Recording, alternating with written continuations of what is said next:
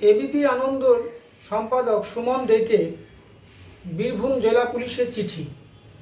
ABP আনন্দর যে সমস্ত সম্প্রচার হয় এবং সেই সম্প্রচারগুলি যে পুলিশ লক্ষ্য রাখে সেগুলো এই চিঠি তার প্রমাণ। সুমন দেকে তারা চিঠিতে জানিয়েছে অনুব্রত মণ্ডলের যে অডিও ক্লিপিং সেটা বারবার প্রচারের মাধ্যমে কোথাও গিয়ে একটা বেআইনি বা একটা অনৈতিক কাজ হচ্ছে মিডিয়ার দ্বারা। তারা অনুরোধ করেছেন সুমন দেকে যে যথেচ্ছভাবে এই অডিও ক্লিপিংয়ের ব্যবহার আপনারা করবেন না, এবং এবিপি আনন্দের যে মঞ্চে বিভিন্ন বক্তারা আসে তাতে করে পুলিশকে কাঠগড়ায় দাঁড় করানোর চেষ্টা হচ্ছে তারও খণ্ডন করেছে যে জেলা পুলিশ। বীরভূম জেলা পুলিশের বক্তব্য যে আপনারা জানেন না যে তদন্তের স্বার্থে কতটা বলা যায় কতটা বলা যায় না, সেটা আপনারা কিন্তু অতটা খেয়াল করছেন না। আপনারা ইচ্ছাকৃত বা অনিচ্ছাকৃতভাবেই এমন আপনারা কথা বলছেন সেই মঞ্চে দাঁড়িয়ে বসে বা যে সমস্ত উপস্থিত বক্তারা, এমনকি সুমনদেরও মাঝের মধ্যে যে সমস্ত কথাবার্তা বলেছেন পুলিশ সেগুলোকে খণ্ডন করেছেন এবং তীব্র বিরোধিতা করেছেন।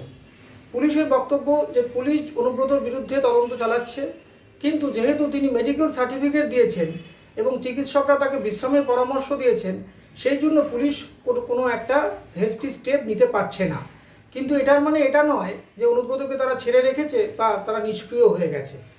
এবিপি আনন্দ বারবার বলার চেষ্টা করছে যে অডিও ক্লিপিংয়ে যে যথেচ্ছভাবে গালাগাল করেছে অনুব্রত মণ্ডল পুলিশের বিরুদ্ধে, পুলিশ কেন ব্যবস্থা নিচ্ছে না। কিন্তু পুলিশের বক্তব্য যে পুলিশ ব্যবস্থা নেবে কি নেবে না সেটা একটা নির্দিষ্ট আইনের গণ্ডি আছে, সেই নিয়মগুলোকে মেনেই তাদেরকে ব্যবস্থা নিতে হয়। এরকম হুটহাট করে ব্যবস্থা নেওয়া যায় না। আর আপনারা কী করে জানছেন যে তদন্ত চলছে, যখন কি চলছে না চলছে আপনারা তো সেটা জানেন না, ডিটেলস তো আপনাদের জানানো হবে না, কারণ তদন্ত চলাকালীন কখনোই কোনো ডিটেলস জানানো হয় না। কিন্তু আপনারা এই এবিপি আনন্দ মঞ্চকে ব্যবহার করে অতিরিক্ত ব্যবহার করছেন সেই অডিও ক্লিপিংটি, যেটি অত্যন্ত একটা শ্রুতি কটু হয়ে দাঁড়াচ্ছে, বহু মানুষের মানসিক অস্থিরতার কারণ হতে পারে। কারণ মানুষের সামনে একটা দৃশ্য দূষণের মতো শব্দ দূষণও যদি এতবার বাজতে থাকে, অনেক বাচ্চা, অনেক শিশু, অনেক পরিণত বয়সের মানুষ দেখেন, অনেক মহিলারা দেখেন এই অনুষ্ঠান, তাহলে বারবার সে সমস্ত বাজে কথাগুলো যদি তাদের কানে আসে সেটা অবশ্যই একটা সামাজিক অবস্থার ক্ষেত্রে কিন্তু খুব একটা ভালো নয়। সেইটাকে পুলিশ বলবার চেষ্টা করেছেন যে আপনারা এই খবর দেখিয়েছেন প্রথম দিকে ঠিক আছে, কিন্তু প্রতিদিনই অতিরিক্তভাবে এই ক্লিপিংয়ের ব্যবহার কোথাও গিয়ে কিন্তু একটি মানুষের পক্ষে এটা অসহ্য হয়ে যেতে পারে। সেই জন্যই আপনাদের সতর্ক করা হচ্ছে, এবিপি আনন্দকে সতর্ক করেছে জেলা পুলিশ যে যাতে আপনারা এই ব্যবহার বন্ধ রাখেন।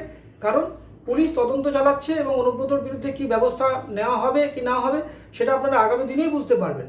কিন্তু এখন থেকেই আপনারা পুলিশের মনোবল ভেঙে দেওয়া এবং পুলিশের একটা ভাবমূর্তি নষ্টের চেষ্টা করছেন এই বলে কিন্তু পুলিশও অভিযোগ করেছে এবিপি আনন্দের বিরুদ্ধে। সুতরাং বুঝতে পারছেন মিডিয়া যেমন মিডিয়ার কাজ করবে এটা যেমন সত্য, তেমনি কতটা করবে কতটা করবে না একটা সীমারেখা বোধহয় সবারই থাকা উচিত।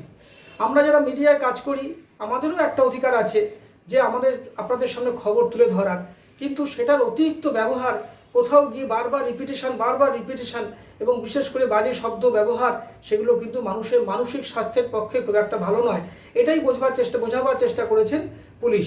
কিন্তু পুলিশেরও একটা দিকে খেয়াল রাখতে হবে, তারাও যেন অনুব্রতর বিরুদ্ধে ব্যবস্থা নিয়ে এটা প্রমাণ করতে পারেন যে সত্যি তারা যে নিষ্ক্রিয় নয় সেটাও কিন্তু প্রমাণ করতে হবে তাদেরই।